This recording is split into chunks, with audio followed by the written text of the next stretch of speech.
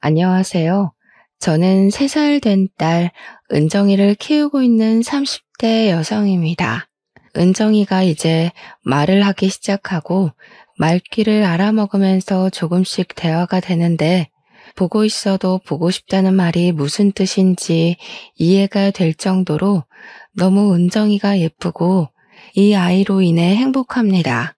조금만 솔직히 말하자면 행복하지만 참 힘들어요. 저는 아이를 육아함과 동시에 인터넷 쇼핑몰을 열어 일하고 있는 사업자이거든요. 아이를 돌보랴 쇼핑몰 업무를 하랴 하루하루가 어떻게 지나가는지 모를 정도로 정신없이 바쁘답니다. 그래도 항상 제 편이 되어주는 제 남편과 저만 보면 그저 웃어주는 우리 예쁜 딸 은정이 덕에 힘들어도 이게 바로 행복이라는 것을 느끼곤 해요. 지금은 이렇게 제 일을 하며 나름 행복하게 살지만 사실 제가 이렇게 진짜 행복을 느끼며 산 지는 얼마 되지 않았습니다. 불과 얼마 전까지만 해도 어떤 사람 때문에 정말 너무 힘들고 괴로웠거든요. 그 사람은 바로 저의 대학교 동창 박고은인데요. 박고은이라는 대학교 동창과 특별한 인연이 되었지만 그 인연이 악연으로 변한 이야기를 지금 들려드릴까 해요. 말주변이나 글솜씨가 없어서 재밌게 써질지는 모르겠지만 저의 사연을 듣기 위해 투자한 여러분의 시간이 헛되지 않도록 최선을 다해보겠습니다. 저와 고은이는 대학교 다닐 때 동아리에서 만났습니다. 고은이는 경제학과, 저는 산업디자인학과로 과는 달랐지만 동아리 모임에서 만나 같이 밥도 먹고 술도 먹었던 사이였어요. 고은이와 저는 성격이 정반대였습니다. 저는 말을 할 때 많이 생각하고 조심스럽게 내뱉는 성격인데 고은이는 남의 기분은 하나도 생각하지 않고 하고 싶은 말은 바로바로 해야만 하는 성격이었어요.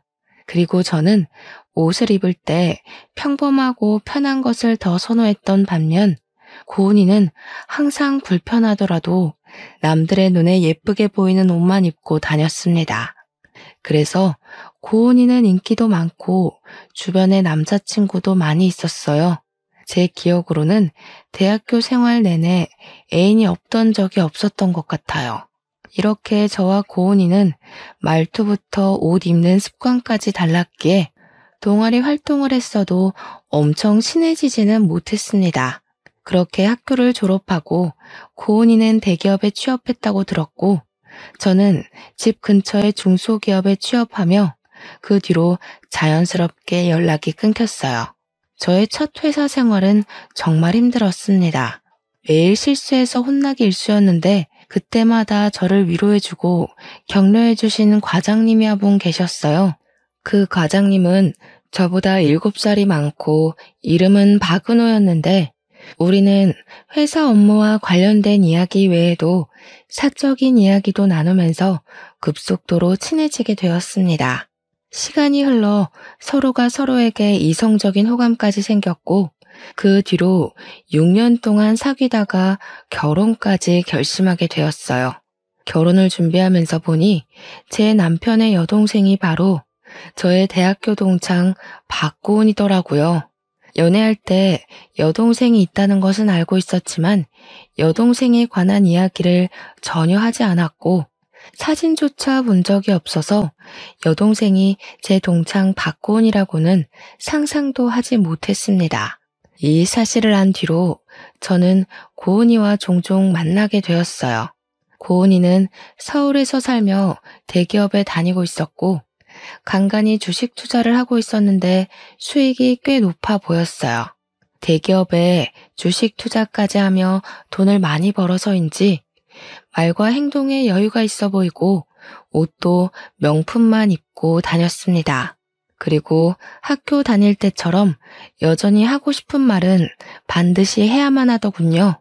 상견례 때도 저는 열심히 알아보고 제 기준에서 좋은 식당을 골라 예약했지만 남들은 인당 10만 원은 되는 식당에서 상견례를 한다는데 너무 싸구려라는 등의 이야기를 서슴지 않고 하였습니다. 고은이가 이런 식으로 저를 은근히 무시할 때마다 기분이 썩 좋지는 않았지만 그때마다 남편이 고은이에게 크게 화를 내주어서 그냥 그러려니 하고 말았습니다. 그러다가 저의 결혼식 날이 되었어요. 저는 원래 예쁜 것보다는 편한 것을 추구하는 사람이고 사진을 찍는 것도 정말 싫어했으며 결혼식은 허례허식이라고 생각하는 사람입니다. 그래서 예쁜 드레스나 사진이 잘 나오는 웨딩홀보다는 저를 축하해주러 오신 하객들에게 맛있는 음식을 대접할 수 있도록 뷔페가 어떤지를 가장 중요시 생각하고 결혼식장을 골랐습니다. 신부 대기실에서 남편과 사진을 찍고 있는데 주인공인 저보다 더 곱게 한복을 차려입고 신부 화장급으로 화장을 한 고은이가 들어오더라고요. 가족들도 사진을 찍기에 예쁘게 보이고 싶었나 보다고 생각하며 마저 사진을 찍고 있는데 고은이가 자꾸 옆에서 저를 위아래로 기분 나쁘게 훑어보았습니다. 고은이의 행동이 거슬려서 왜 그렇게 위아래로 쳐다보냐고 했더니 드레스가 너무 싼 티가 난다고 하는 것이 아니겠어요? 그런 고은이의 말에 남편은 우리가 고른 거니 그딴 소리 하려면 그냥 나가라고 하며 화를 냈습니다. 고은이는 남편의 말에도 눈 하나 깜빡이지 않고 인생에 한 번뿐인 결혼식인데 돈이 없어서 이런 곳을 예약하고 좋은 드레스도 못 입었냐며 저희를 무시해댔습니다.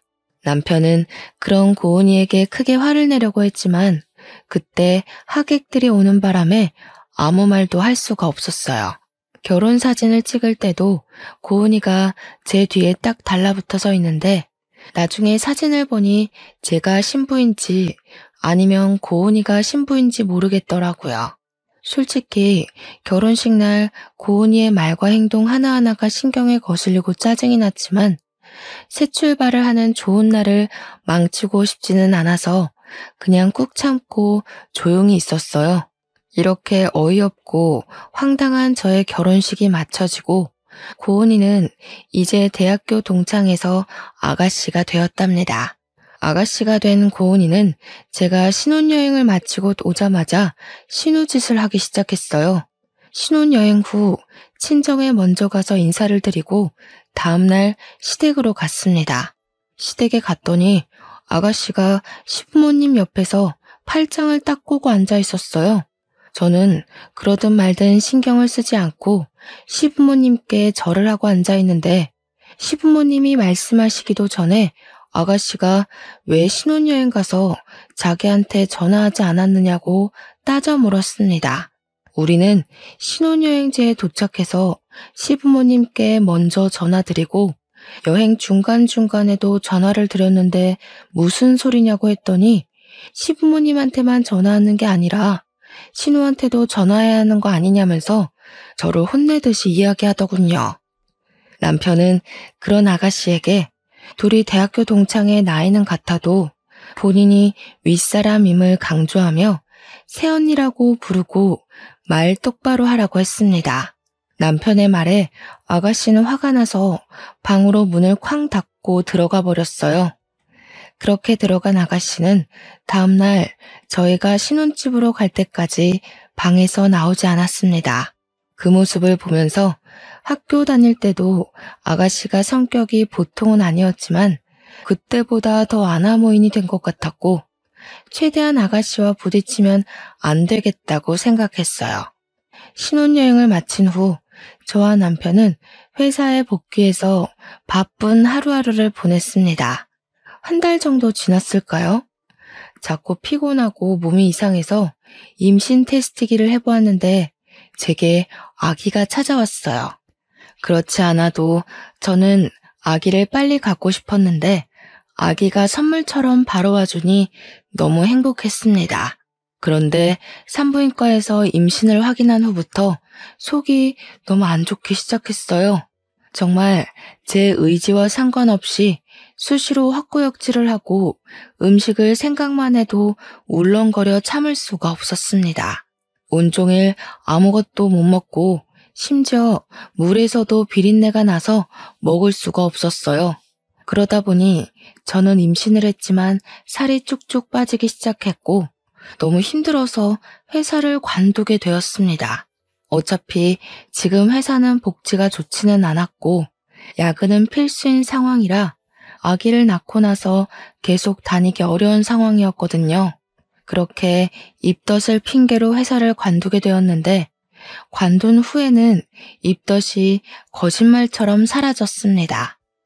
혼자 회사에 다니는 남편에게 미안했지만 남편은 그런 생각하지 말고 집에서 푹 쉬고 아기를 잘 키우는 데만 전념하라고 했어요. 저는 그런 남편이 편하게 회사 생활을 할 수 있도록 최선을 다해 내조하며 매일 출근 시간에 같이 일어나 아침밥을 차려주고 퇴근하고 오면 맛있는 저녁상을 차려주었답니다. 그렇게 집에서 태교하며 시간을 보내고 있는데 아가씨한테 전화가 왔어요. 요새 집에서 쉬고 있다며? 남편이 벌어다주는 돈으로 먹고 살아서 참 편하겠어. 부럽다. 집에 있으니 편하긴 해도 육아 공부도 하고 집안일도 하고 하느라 은근히 바쁘네. 넌 잘 지내지? 너? 어디서 아가씨한테 너라고 그래? 괜히 우리 엄마 앞에서 나한테 너라고 했다가 호칭 제대로 안 붙인다고 혼나지 말고 나한테 꼬박꼬박 존댓말 쓰고 아가씨라고 불러. 새언니가 혼날까봐 걱정돼서 하는 이야기야. 그리고 집에 있겠다고 너무 퍼져만 있지 말고 옷도 좀 예쁘게 차려입고 있어. 나는 결혼하고 아기 가졌다고 회사 관두고 집에서 목이 늘어난 티셔츠에 김치국물 묻은 옷 입고 있는 여자들 너무 한심해. 아기 가졌다고 관리 안 하고 집에만 있으면 안 돼. 새언니, 혹시 그러는 거 아니지? 그러다 우리 오빠 바람나. 조심해. 이보세요, 아가씨. 그때 남편도 말했듯이 내가 아가씨보다 더 서열이 높은 거 알죠? 아가씨도 이제 나한테 꼬박꼬박 존댓말 쓰세요. 알겠어요? 그리고 내가 집에서 목이 늘어난 티셔츠를 입든 말든 네가 무슨 상관이야? 이혼해도 내가 하고 바람을 피워도 내 남편이고 네 남편 아니니까 신경 쓰지 마. 그리고 이딴 소리 할 거면 다시는 전화하지 마. 끊습니다. 아가씨. 아가씨와 전화를 끊고 제 모습을 거울로 보았습니다. 거울 속에 저는 푸석한 얼굴에 목이 늘어나고 김치국물이 묻은 티셔츠를 입고 있었는데 그런 모습을 보니 저 자신이 참 미련해 보였어요. 아가씨 말이 아예 틀린 것은 아니라고 생각하며 우울해하고 있는데 남편에게 전화가 왔습니다. 남편은 점심시간만 되면 집에서 혼자 밥을 챙겨 먹는지 확인하는 전화를 했거든요. 우울한 제 목소리에 남편은 무슨 일이 있냐고 물었고 저는 방금 아가씨와 통화한 이야기를 다 했습니다. 남편은 아주 크게 화를 내며 걔는 원래 말을 그딴 식으로 하는 애니까 너무 마음 깊이 듣지 말고 한 귀로 듣고 한 귀로 흘리라고 했어요. 그리고 임산부가 자기 몸 챙기는 것보다 더 중요한 것이 어디 있냐면서 그딴 말 신경 쓰지 말고 살이 많이 쪄도 되니까 생각나는 음식 다 먹고 마음 편히 지내라고 했습니다. 남편의 그 말이 얼마나 위로가 되던지 모르겠네요. 그 뒤로도 남편은 저에게 너무 잘해주었고 저는 꿈을 꾸는 것 같이 행복한 신혼을 보내고 있었답니다. 그렇게 행복에 겨운 나날들이 흘러 임신 7개월쯤 되었을 때 결혼 후 첫 명절을 맞이했습니다. 원래는 남편이 반차를 쓰고 오후에 출발하려고 했으나 그날따라 회사에 일이 많아 늦게 퇴근을 했어요. 그래서 명절 연휴 첫째 날 새벽에 출발해서 오전 8시 정도에 시댁에 도착을 했습니다. 시댁에는 시부모님과 아가씨가 아침을 먹고 치우고 있었어요. 아가씨는 저를 보자마자 며느리로 처음 맞이하는 명절인데 전날 와서 시부모님과 장을 보고 해야 하는 거 아니냐고 했습니다. 내가 시댁 근처에서 살면 그렇게 하겠지만 차로 2시간이나 걸리는 거리이고 어제는 남편이 회사에서 늦게 끝나서 바로 출발을 못했어. 너는 어제 온 거야? 너? 지금 아가씨한테 너? 저번에도 말했지만 이전에는 우리가 친구였어도 지금은 신우 관계야. 그러니까 나한테 존댓말 써. 그리고 차로 2시간이나 걸리니까 어제 너 혼자서라도 미리 왔었어야지. 우리 엄마가 어제 혼자 장을 보느라 얼마나 힘들었는지 알아? 그건 그래. 이건 고은이 말이 맞아.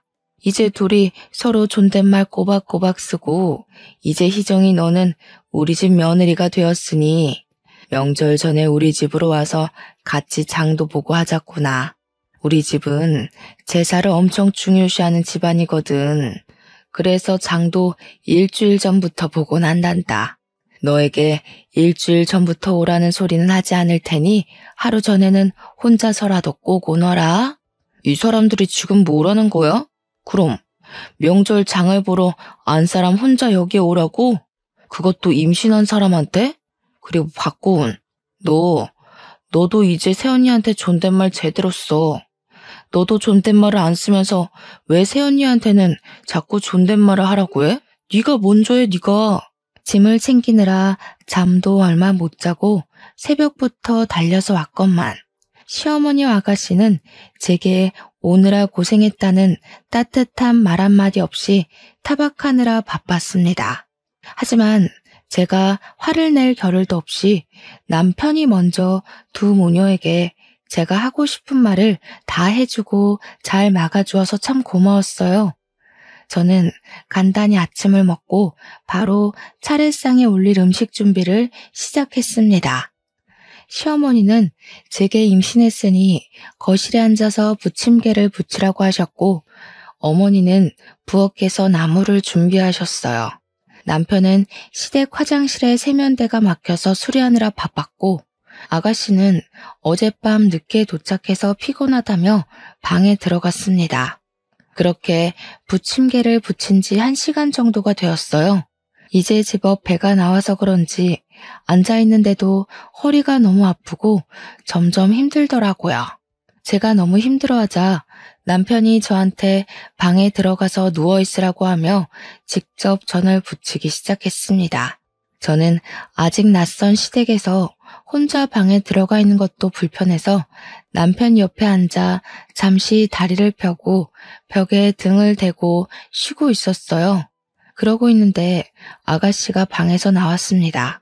아가씨는 어떻게 이제 막 결혼한 사람이 첫 명절에 와서 일할 생각은 하지 않고 남편한테 부침개를 부치게 하냐고 뭐라고 했어요. 아가씨가 하는 말을 들은 시어머니도 옆에 와서 한 소리 거들었습니다. 결국 저는 두 모녀의 상화에 아픈 허리를 붙잡고 남편과 둘이서 부침개를 부쳤어요. 시어머니는 남편은 쉬고 저 혼자 부침개를 부치는 것을 바라는 것 같았지만 남편이 완강하게 자신이 부치겠다고 하니 별다른 소리를 하지 못하고 옆에서 우물쭈물하다가 부엌으로 들어가 버렸습니다. 혼자서 할 때는 정말 힘들었는데 남편과 같이 하며 이런저런 이야기를 하니 재밌기도 하고 그리 힘들지도 않더군요.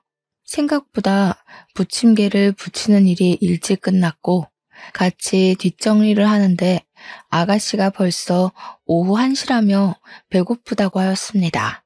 아가씨가 제게 밥상을 차리라고 해서 남편이 마저 뒷정리하고 저는 부엌에 들어가 반찬거리를 꺼내고 있었어요. 어머니는 제가 부침개를 부칠 동안 남편이 좋아하는 갈비찜과 해물탕을 끓여 놓으셨더라고요.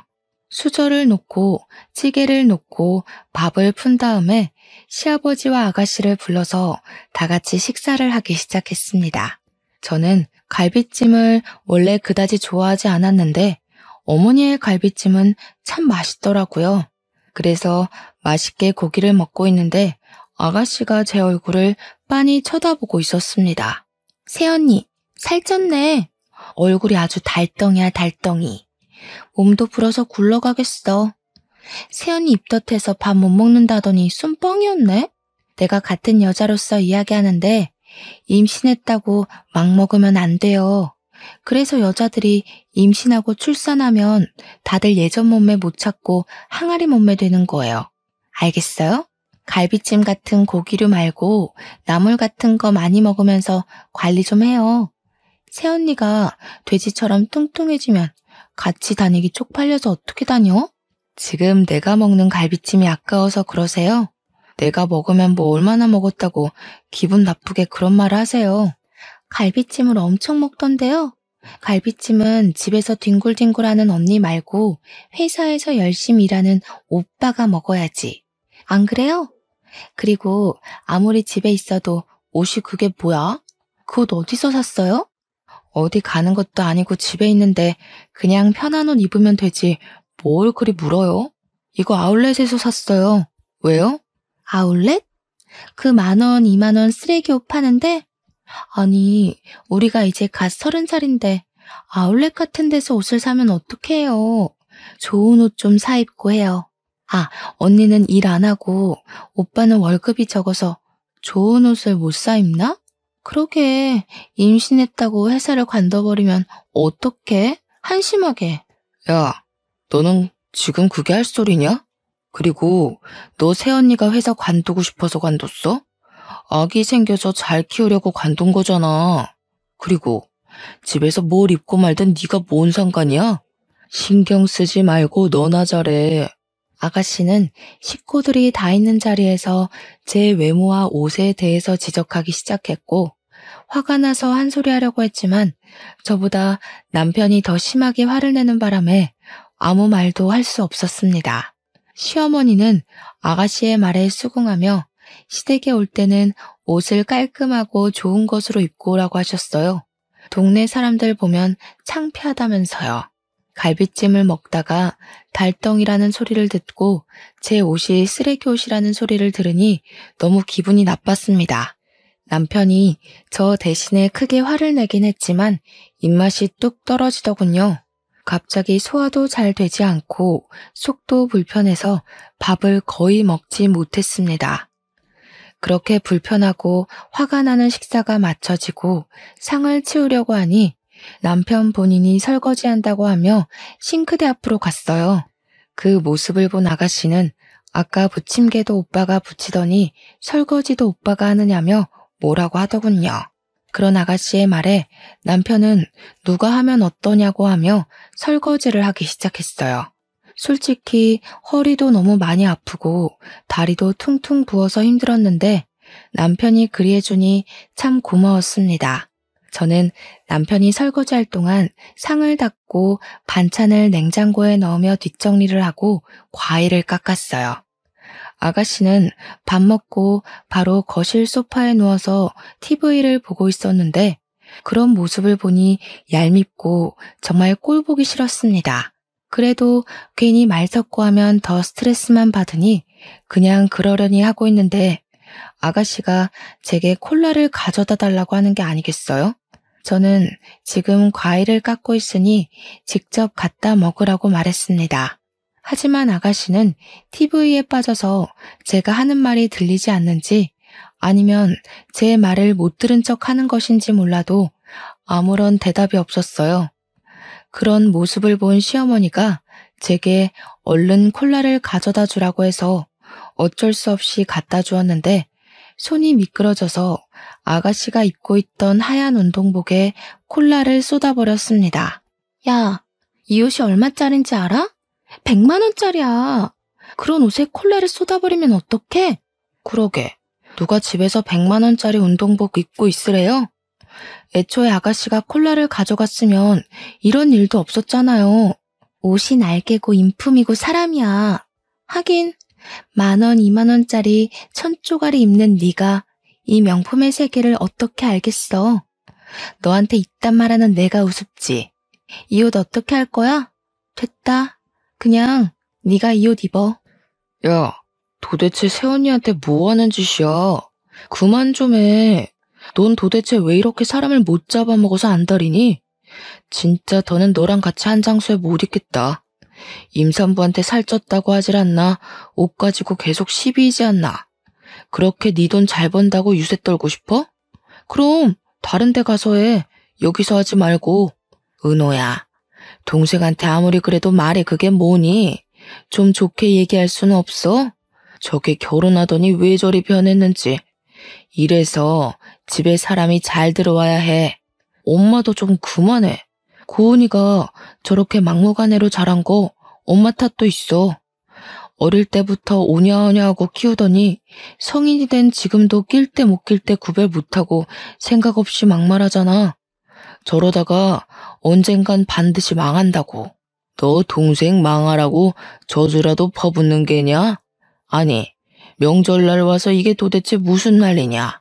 세 사람이 들어와서 이번 명절은 좀 다를 줄 알았더니 똑같구나. 그리고 고은이가 틀린 말 한 것도 아닌데 너야말로 왜 그리 동생을 못 잡아먹어서 안달이야? 고은이가 그럼 지금껏 옳은 말만 했다고?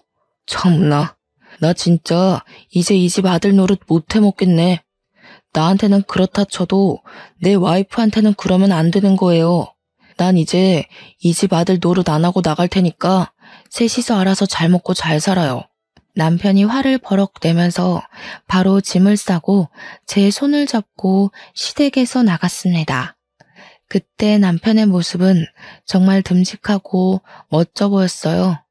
집으로 오면서 남편이 하는 말이 아가씨가 어릴 때 미숙아로 태어나서 아기 때 많이 아팠다고 해요. 그래서 학교 생활보다 병원에 입원하는 날이 더 많았는데 또 머리는 좋았는지 공부는 엄청 잘했다고 합니다.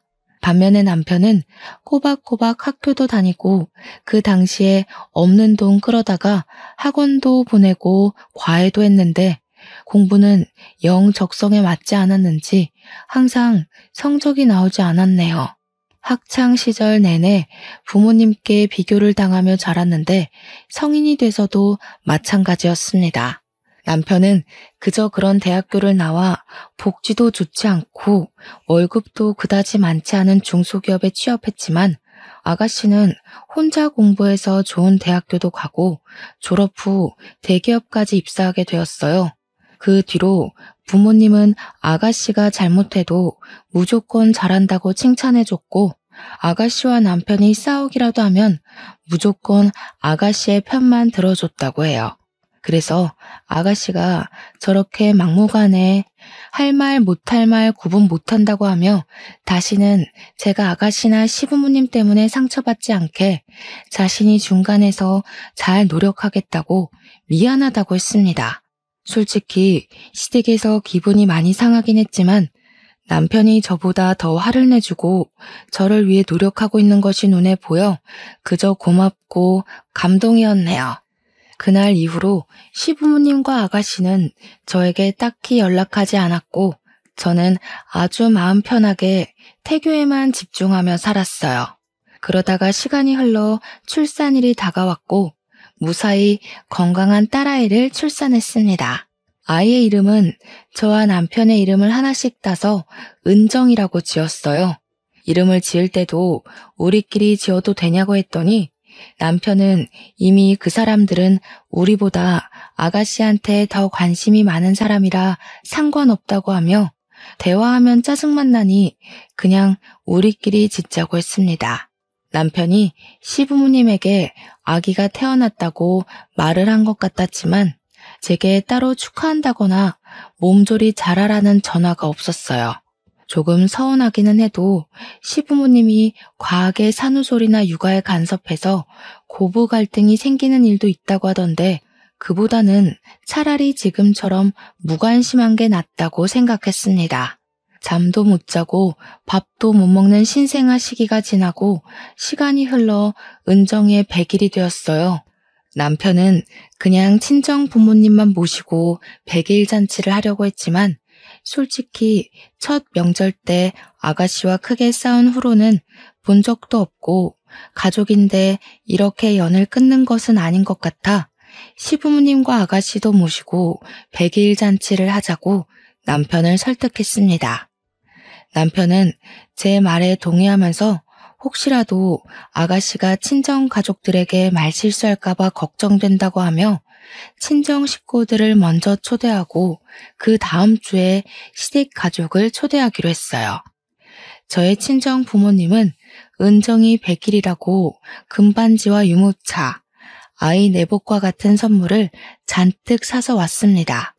반면에 시부모님은 처음으로 손주를 보는데도 아무것도 가져온 것이 없었고 아가씨는 웬 옷구러미를 가져왔더라고요. 저는 아가씨한테 이게 무슨 옷이냐고 물었습니다. 이거 다 내가 입던 옷인데 이제 질려서 입지 않거든. 분리수거함에 버리려다가 새언니가 생각나지 뭐야? 이제 예전처럼 쓰레기 같은 10,000원, 20,000원짜리 옷 입지 말고 좋은 옷 좀 입어요. 이 옷들 내가 입던 옷이긴 하지만 다 명품이라서 꽤 비싸거든. 아마 이 옷을 입고 아이랑 같이 다니면 아마 이 동네 사람들 다들 쳐다볼걸? 아가씨는 나를 생각해서 옷을 가져왔다며 자랑하듯이 말했지만 저는 기분이 너무 나빴습니다. 저에게 버리려던 옷을 가져왔다고 말을 하는데 아무리 명품이라고 해도 어느 누가 버리려던 옷을 기분 좋게 받을 수가 있겠어요. 저는 그런 아가씨의 생각 없는 말에 화가 나서 참을 수가 없었습니다. 나는 이런 옷 필요 없으니까 도로 가져가. 아니, 우리 집이 무슨 분리수거함이야? 옷 입다가 질려서 버리려면 너네 집 앞에다가 버려. 진짜 말 기분 나쁘게 하는 것도 참 재수다. 나는 우리 새언니 생각해서 가져왔는데요. 그리고 나 원래 말 이쁘게 못하는 거 잘 알잖아요. 그렇게 화만 내지 말고 이 코트 한번 입어봐요. 이거 조금 구김이 갔어도 살 때는 몇백 주고 산 옷이야. 한번 입어봐. 아가씨는 싫다는 제게 억지로 코트를 입혔습니다. 그런데 아직 출산 전에 몸무게로 돌아가지 못한 제게는 코트가 정말 작았고 결국 코트를 입다가 찢어져 버렸어요. 이 옷 엄청 크게 나왔는데도 새언니한테는 작나 봐요. 아이고, 우리 새언니 다이어트 좀 해야겠다. 이 옷도 안 맞으면 다른 옷들도 다 안 맞겠다. 이 옷들 버리기는 아까우니까 다 열심히 살 빼고 입어요. 내가 옷을 잘 관리 못해서 그렇지 다 명품이야. 다 하면 아마 1,000,000원은 나올 거예요. 지금 이게 뭐 하자는 거야? 내가 언제 이딴 명품 옷 필요하대? 나는 이런 옷 필요 없으니까 쓰레기들 가지고 당장 나가. 당장. 예. 너는 고은이가 너 생각해서 옷을 가져왔는데 그거로 왜 그리 소란이니? 그냥 살 빼고 입으면 되지. 네가 살쪄서 못 입는 거를 왜 고은이 탓을 해? 지금 아가씨가 저를 생각해서 이 옷을 주는 것으로 보이세요? 일부러 작은 옷 가져와서 저 곤란하게 하려고 이러는 거잖아요. 엄마도 고은이도 다들 너무하네. 그래도 집사람이 가족이라고 해서 마음에 내키지도 않는데 집에 초대했는데 어떻게 사람들이 가면 갈수록 더 안 와모이는지. 다들 나가요. 그리고 고은이 너는 네가 가져온 쓰레기들 그대로 다 들고 나가라. 하나라도 놓고 가면 가만 안 둬. 남편은 시부모님과 아가씨를 집에서 쫓아내버렸습니다. 그 뒤로 남편과 저는 시댁 식구들과 1년 정도 아예 연락하지 않았어요. 명절 때도 은정이 돌잔치 때도 시댁 식구들에게 연락하지 않았고 시댁 식구들도 우리 가족에 대해 크게 궁금해하지도 관심을 두지도 않았습니다. 저는 저와 남편 그리고 은정이와 생활하는 것이 좋았지만 한편으로는 우울했어요. 은정이가 돌 지나고 어느 정도 제 마음의 여유가 생기면서 저도 일을 다시 해보고 싶었거든요. 그래서 은정이를 어린이집에 보내고 일을 구해보려고 했지만 이 동네는 어린이집이 많이 없어서 지금 당장 보낼 수도 없는 상황이었습니다. 저는 집에서 돈을 벌 방법을 찾다가 요새는 재택 온라인 부업이 많이 있다는 것을 알게 되었고 제 나름 공부를 하며 온라인 쇼핑몰을 열게 되었어요. 위탁 판매를 하는 것인데 집에서 큰 돈은 아니더라도 소소한 아기 과자값을 벌 수 있을 것 같더라고요. 그래서 공부를 하며 쇼핑몰에 제품을 하나둘씩 올리기 시작했고 한 달에 순이익이 20만 원에서 30만 원 정도는 나오게 되었습니다. 큰 돈은 아니었지만 남편은 집에서 가만히 있는 것보다는 이렇게 조금이라도 버는 게 어디냐며 저에게 대단하다고 해주었어요. 남편의 적극적인 지지와 응원 덕에 이거 말고도 다양한 온라인 부업에 도전하게 되었고, 한 달에 집에서 100만 원 정도를 벌 수 있게 되었습니다. 적은 돈이지만 집에서 은정이를 돌보며 돈을 번다는 것 자체가 너무 좋았고 재밌었어요. 이렇게 소소하게 돈을 버는 재미로 살고 있는데 대학교 선배한테 전화가 왔습니다. 자신이 아는 분이 회사를 차리셨는데 산업 디자인과 출신의 프리랜서를 찾고 있다며 한번 일해볼 의향이 있냐고 물어보더라고요. 출퇴근할 필요는 없고 집에서 일하며 건당 돈을 받는 것이었는데 금액이 꽤 높았습니다. 이 일을 하려면 잠을 줄이고 쉬는 시간 없이 틈틈이 해야 하기는 했지만 그동안 해왔던 부업들과 함께하면 한 달에 집에서 꽤 큰 돈을 벌 수 있겠더라고요. 그러던 중 남편도 더 크고 좋은 회사로 스카우트가 되어 연봉이 대폭 상승하였습니다. 남편이 다니던 회사를 퇴직하고 퇴직금을 정산받던 날 남편은 저를 백화점에 데리고 갔어요.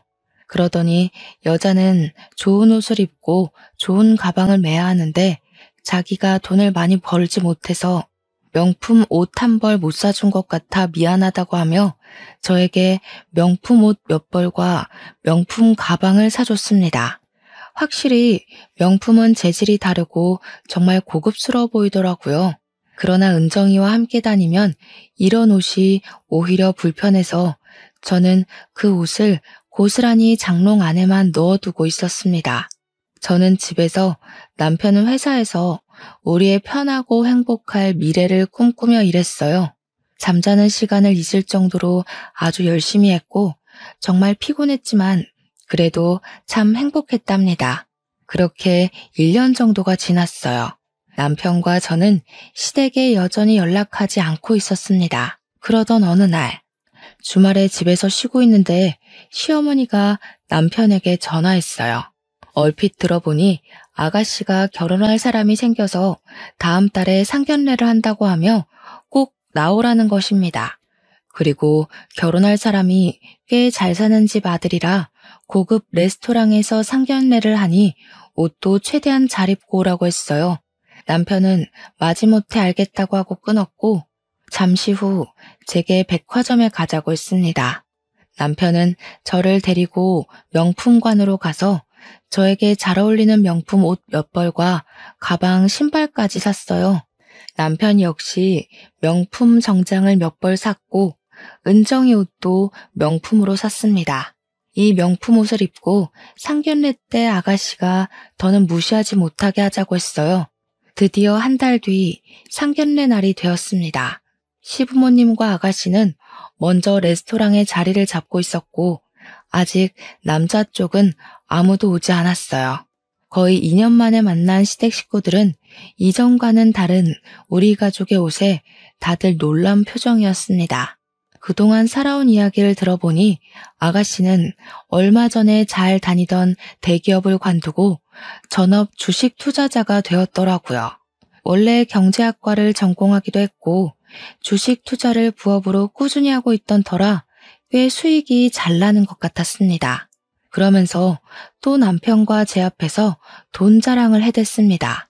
근데 새언니는 도대체 어떤 돈이 있어서 명품 옷과 가방을 다 샀어요?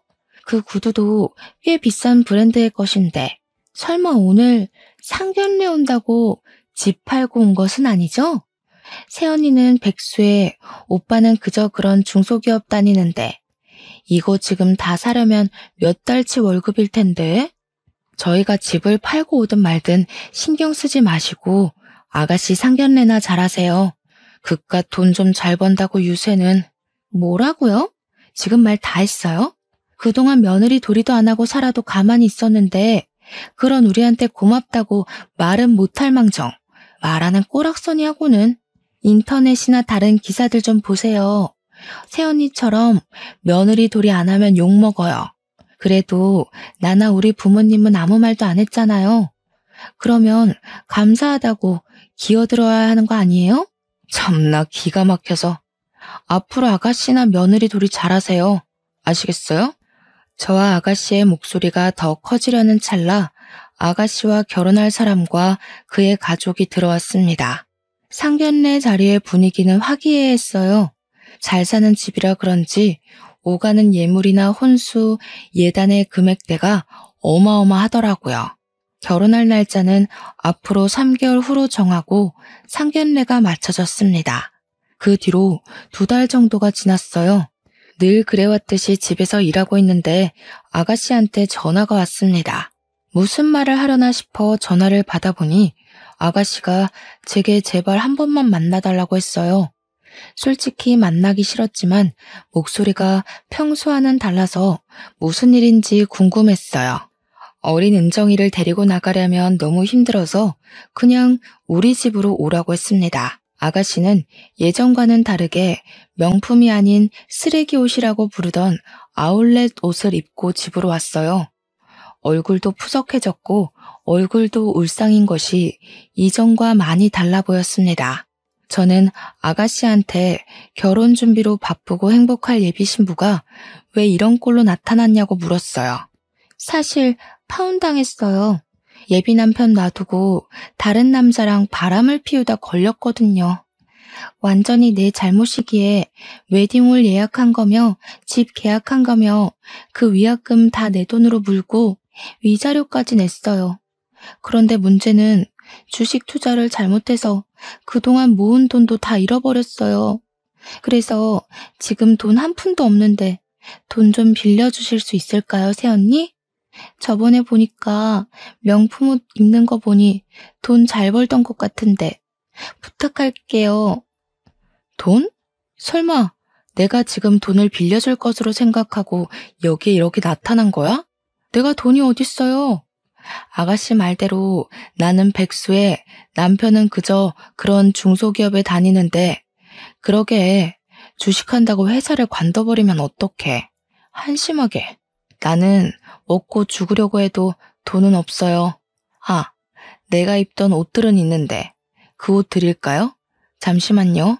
저는 불편해서 잘 입지 못하고 장롱에 고스란히 모셔두었던 명품 옷들을 다 가지고 나왔습니다. 아가씨는 생각지도 못한 명품 옷을 보며 이것이 다 어디서 난 것이냐고 하며 놀라더라고요. 순간 저는 이전에 아가씨가 제게 했던 말이 떠올랐습니다. 이거 내가 입던 옷인데 이제 질려서 안 입거든요. 분리수거함에 버리려고 했는데 마침 딱 아가씨가 나타났네. 우리 아직 30대인데 쓰레기 같은 10,000원, 20,000원짜리 아울렛 옷 입지 말고 좀 좋은 옷 입어요. 이 옷 다 하면 아마 1,000,000원은 아니더라도 그 비슷하게는 나올 거예요. 저는 은정이 100일 때 아가씨가 저한테 했던 말을 그대로 해줬습니다. 아가씨는 제 앞에서 손을 부들부들 떨며 화가 엄청난 것처럼 보였어요. 그 모습을 보니 꽉 막힌 속이 뻥 뚫린 것처럼 아주 통쾌하고 시원하더라고요. 네가 예전에 나한테 했던 말인데 기억나니? 그때 내가 얼마나 기분 나빴는지 알아? 너도 한번 똑같이 당해봐. 그리고 나는 너한테 빌려줄 돈 따위는 없으니까 다시는 이런 일로 나 찾아오지 마. 아니 그냥 내 눈앞에서 평생 나타나지 마. 너만 보면 짜증나니까. 당장 이 집에서 나가. 안 나가면 경찰 부를 거야.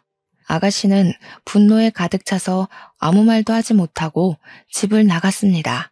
그날 저녁 남편과 제가 집에 있는데 시어머니가 저한테 전화했어요. 전화하자마자 하나뿐인 신우가 그렇게 힘들다고 난리인데 어떻게 새언니가 돼서 도와주지도 않고 쫓아내냐고 했습니다.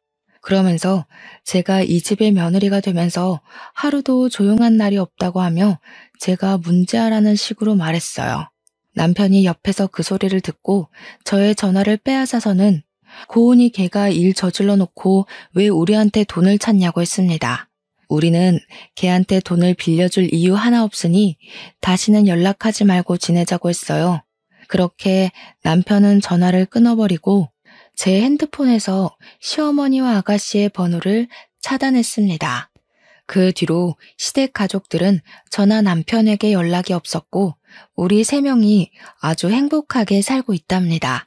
나중에 우연히 들은 이야기인데 지금 아가씨는 살던 집을 팔고 시댁에 들어가서 살고 있대요. 그런데 파혼도 하고 큰 돈을 날려 정신적 충격이 너무 커서인지 매일 술만 찾고 있고 시댁 동네의 아가씨에 대한 좋지 않은 소문이 순식간에 다 퍼졌다고 해요. 그래서 시부모님은 그리 자랑스럽게 여기던 아가씨 덕에 동네에서 얼굴도 못 들고 살고 있다고 합니다. 여기까지가 대학교 동창과 가족이 되었지만 끝내는 악연이 된 저의 이야기입니다. 이번에 아가씨와 이런 일을 겪으면서 사람 일은 아무도 모른다는 생각이 들었어요. 그렇게 사람들에게 인기도 많고 나름 잘 나가던 사람이 순식간에 몰락하는 것을 보면서 저 역시 그럴 수도 있으니 말과 행동에 항상 조심해야겠다고 다짐하곤 합니다. 요새 저와 남편은 둘 다 하는 일이 잘 풀리고 있어 나름 만족스럽고 뿌듯한 하루하루를 보내고 있답니다.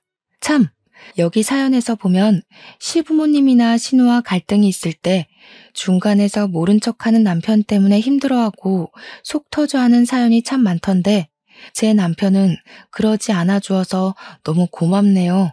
저에게 큰 행복을 준 남편에게 이 자리를 빌려 고맙다고 말하고 싶습니다. 제가 시댁복은 없어도 남편 복과 자식 복, 일 복은 있는 것 같아요. 세상에서 제일 예쁜 딸, 언제나 제 편이 되어주는 남편, 그리고 집에서 저의 적성에 잘 맞는 일까지 하게 되었잖아요. 앞으로도 하루하루 감사하며 열심히 살아가겠습니다. 글솜씨가 부족한 저의 사연을 끝까지 들어주신 여러분께 진심으로 감사드리며 모두가 행복한 일만 가득하기를 바랍니다.